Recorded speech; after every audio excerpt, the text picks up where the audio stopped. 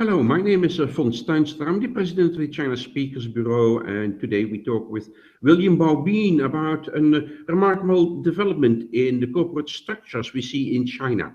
What's happening in China, and there has been a lot of publications about Hire already, is where they erase the middle management and are setting up it's quite a revolution in how to organize a company. And William is more familiar with Tencent. That's more in his the internet scene. William, what can you say about how Tencent is? It's a large company, yeah? And how do they organize their internal structure? So depending on the day, Tencent is a $200 billion company in terms of market capitalization, but it's still seeing 34% year-over-year revenue growth. So how do you get a large company to grow that fast? It's because of innovation. And the interesting thing about Tencent is instead of having a traditional Western structure where you have senior management and middle management and then the rank and file, Tencent has actually split itself up into product groups. So last time I checked, it was over 500 different product groups. And the product 500. managers, yeah, 500. The last time I checked, it was 519, but that was actually several years ago. The key thing is that each of these product groups has a product manager. And if you're a Tencent product manager, it's actually quite a high level position because you have a huge amount of independence. You're basically a CEO. So you have you have the space that you're trying to take over. You're managing a product, and your goal is to become the number one in the market in that area. You have resources, and if you perform well, you get more resources. But you're in effect in competition with everyone else in the market. You're also in competition with other players, with other product program managers, product managers within Tencent itself. So while you have a huge company, you have fragmentation and independence and the ability to innovate in order to grow even at scale. But they're also eating themselves then. It's there must be well, I know the competition in China can be fierce, but if it's also organized internally, it must be a bloodbath. Yes. So my favorite magazine cover is the number one finance magazine in China, and they have the cute little Tencent mascot, which is a cute little penguin with a scarf. And there's a little boy penguin, and often they have the little girl penguin. In this case, the little boy penguin has a bloody knife, and there's a picture of hacked up logos of their competitors and pools of blood behind the cute little penguin. So it's not that Tencent is a startup killer. It's just that they're extremely competitive, and not only externally but also internally.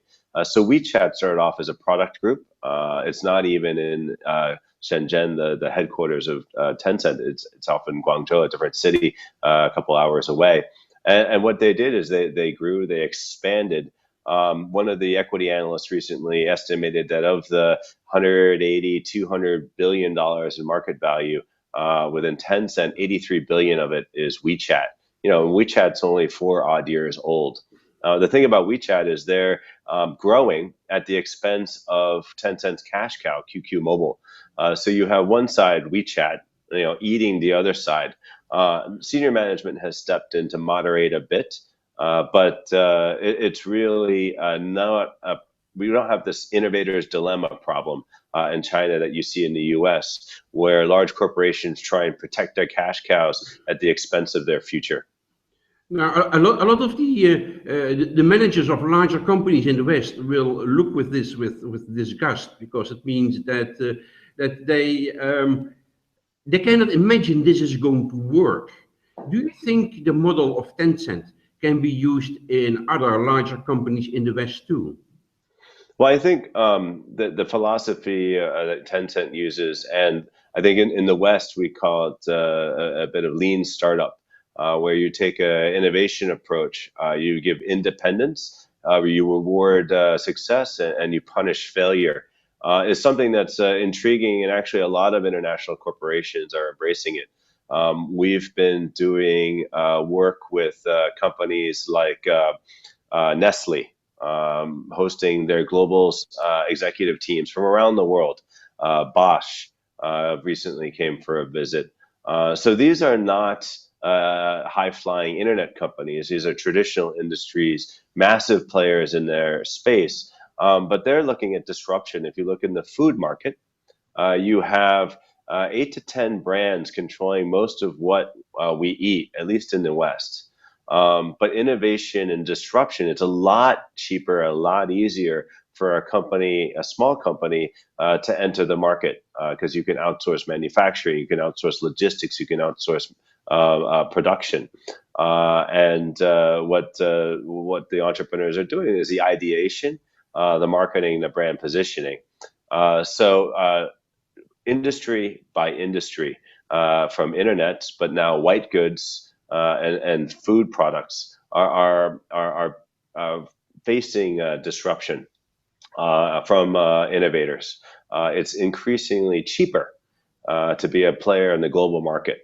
And so the large players have to adapt and adjust and borrow some of the tools and practices that you see among the more nimble, smaller players. And in the internet, we've seen those nimble, smaller players go from Tencent. When I started covering Tencent in 2005 as $1 billion company, now it's a $200 billion company. They don't seem to be stopping here.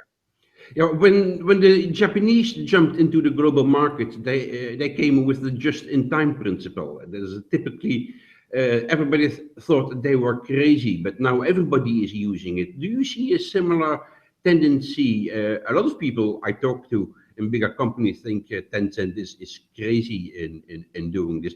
Do you think this will be a model that the rest of the world will adopt to? I think so. I mean, you have just-in-time manufacturing, also known as lean manufacturing. Now we have lean startup, lean management.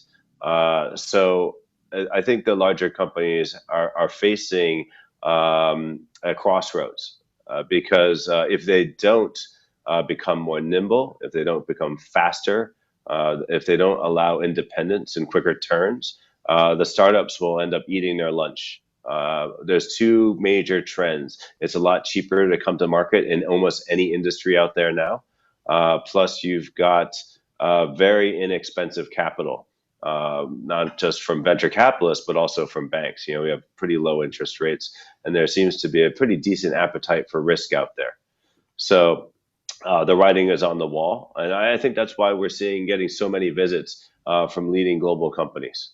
Okay, well, this is a nice warning for those companies who have not yet adjusted to the modern times, William. Thank you very much. Hey, thank you very much.